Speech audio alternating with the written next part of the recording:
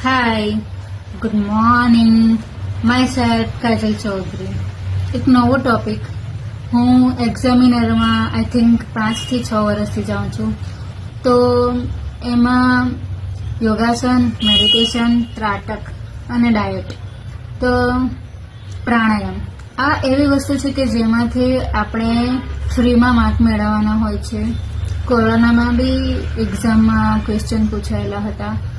And સ્ટુડન્ટને સૂર્ય નમસ્કાર નથી આવડતું, સૂક્ષ્મ વ્યાયામ નથી આવડતું, ત્રાટક નથી આવડતું, અને એ એવું કહે છે કે મેડમે તમને કંઈ શીખવ્યું જ નથી. હું જ્યારે એક્ઝામિનરમાં ગઈ હતી ત્યારે એવું કીધું હતું સ્ટુડન્ટને. તો આઈ એમ શોકિંગ કે તમે લોકો 8મા 9મામાં તો સૂર્ય નમસ્કાર શીખીને આવ્યા જ છો ને, તો કેમ નથી આવડતું? અને સૂક્ષ્મ વ્યાયામ પણ આવડે છે, અને ત્રાટક પણ. જ્યારે એમની પ્રી પ્લાનિંગ નથી હોતી ને, ત્યારે બધું જ વાત ટીચર પર નીકળે છે કે ટીચરે કંઈક શીખવ્યું નથી.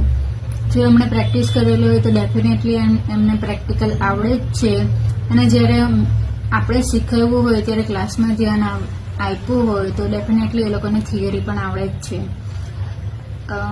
બટ એ લોકોને પ્રી પ્લાનિંગ જ નહીં હોય, પછી મેડમને કહેશે કે તમને આ મેડમે તો કંઈક શીખવું જ નથી. એન્ડ અમારી ઇમ્પ્રેશન ડાઉન માર્કેટ થાય છે. તો જનરલી સિલેબસના હિસાબથી આપણે પ્રિપરેશન કરવાનું હોય છે. તો આપણે અમુક એવા ટોપિક હોય છે જેને આપણે છોડી દઈએ છીએ, બટ સમટાઈમ્સ એવા જ ટોપિક એક્ઝામમાં પણ આવી જાય છે. તો મારો આજનો ટોપિક છે ત્રાટક. ત્રાટક એક મેડિટેશન છે, અને ત્રાટક શબ્દની ઉત્પત્તિ ત્રા પરથી થઈ છે. ત્રા એટલે મુક્ત કરવું. આપણે આપણી બંને આઈસ દ્વારા કોઈક એક વસ્તુ પર ધ્યાન કેન્દ્રિત કરીએ છીએ, લાઈક મીણબત્તી, દીવો, કે અથવા તો આપણે આઈસ ક્લોઝ કરીને પછી જે મેડિટેશન કરીએ છીએ એ. તો એ ધ્યાન કેન્દ્રિત કરવાથી આપણી આંખો તેજ બને છે, એન્ડ આપણું માઇન્ડ બી સક્રિય બને છે અને એકત્રિત થાય છે. અને એ ઉપરાંત આપણા શરીરના બીજા બી જે અંગો છે તેના શરીરની જે બીમારીઓ છે એ પણ દૂર થાય છે. માંસપેશીઓ અને આપણી જે નસો છે એને આરામ મળે છે. ત્રાટક 3 પ્રકારના છે: ઇનર ત્રાટક, મિડલ ત્રાટક અને આઉટર ત્રાટક. ફર્સ્ટ છે ઇનર ત્રાટક. ઇનર ત્રાટકમાં આપણે જેમ પદ્માસન કરીએ છીએ ને એ રીતે બંને હાથને આ રીતે મૂકવું અને પદ્માસનની સ્થિતિમાં બેસવું, અને આપણા આઈસ ક્લોઝ કરવી અને આપણા મનને સ્થિર રાખવું. અને પછી આપણા આ જે થર્ડ આઈ ચક્ર છે ને ત્યાં સુધી આપણે એક સ્વર બોલવું. જે રીતે કે ઓમ, તમે ઓમ બોલતા હોય તો ઓમ બોલી શકો. એ ઓમને તમારે બોલતા બોલતા અહીંયા સુધી લઈ જવું, એટલે તમારા જે આ ચક્રો છે એ બધા ચક્રો તમારા જાગૃત થશે. આ રીતે કરવાથી આપણી એકાગ્ર શક્તિ વધે છે. સેકન્ડ છે મિડલ ત્રાટક. તો મિડલ ત્રાટકમાં તમારે શું કરવાનું? એક મીણબત્તી રાખી છે આ રીતે, અથવા તો દીવો રાખ્યો છે, તો એની સામે એક ધારે આપણે જોવાનું. આ રીતે આપણી આંખ પલકારાની મારવી જોઈએ. એ રીતે આપણે એક ધારે જોવાનું અને આપણી આઈસને કેન્દ્રિત કરવાની એક જગ્યા પર, મીણબત્તી પર.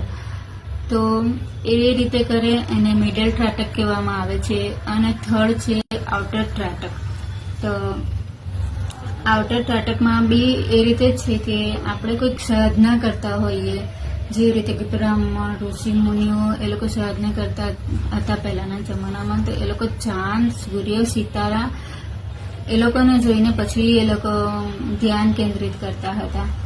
તો બપોરે અથવા તો વહેલી સવારે અથવા તો રાતે આપણે સૂર્યને જોઈને જો ત્રાટક કરવું હોય તો વહેલી સવારે આપણે સૂર્યને એક ચિત્તે જોવું અને એના પર આપણે ધ્યાન કેન્દ્રિત કરવું, અને પછી સૂર્ય ભગવાનનો શ્લોક બોલવા. તો અથવા તો રાતે ચંદ્રમાને જોઈને આપણે એક ધારે જોઈને પછી આપણે શ્લોક બોલવા અથવા તો આપણી કોઈ વિશેષ હોય તે માંગવી, એ રીતે આપણે ધ્યાન કેન્દ્રિત કરીએ છીએ તો એને આઉટર ત્રાટક કહેવામાં આવે છે. ત્રાટક કરવાની વિધિ છે, સૌપ્રથમ આપણે એક આસન પર બેસી જવું અને એ આસન પર બેસીને આપણે પદ્માસનની સ્થિતિમાં બેસવું અને બંને હાથને આ રીતે મુદ્રામાં આપણે બેસવું અને ગરદન સીધી રાખવી. અને જો આપણે મિડલ ત્રાટક કરતા હોય તો આપણો દીવો અથવા તો ટેબલ એ આપણી આઈસની સામે હોવું જોઈએ અને આપણે એ મીણબત્તીને એક જ ચિત્તે જોતા હોઈએ એ રીતે આપણે ધ્યાન કેન્દ્રિત કરવાનું. અને જ્યાં સુધી આપણી આઈસમાં પેન નહીં થાય ત્યાં સુધી આપણે એ કરવાનું. એટલે આપણે કન્ટિન્યુ આ પ્રેક્ટિસ કરશો ને તો કોઈક દિવસ હાફ મિનિટ હશે, કોઈ દિવસ 5 મિનિટ હશે. એ રીતે આપણે કેટલી મિનિટ સુધી ધ્યાન કેન્દ્રિત કરી શકીએ છીએ એનાથી આપણી આઈસના નંબર ઓછા થાય છે. આપણે આંખમાં કંઈક પ્રોબ્લેમ હોય એ દૂર થાય છે અને ધ્યાન કેન્દ્રિત કરવાથી આપણી જે માનસિક સ્થિતિઓ હોય છે એ સંતુલન બને છે. ત્રાટક કરવાથી શું લાભ થાય છે તો ફર્સ્ટ આપણી આંખની જ્યોતિ તેજ થાય છે, આપણી આંખ સાફ થાય છે, આપણે જે થકાન થતું હોય એ દૂર થાય છે, આપણું દિમાગ એક જગ્યા પર સ્થિર થાય છે, યાદશક્તિ વધે છે, રોગો દૂર થાય છે.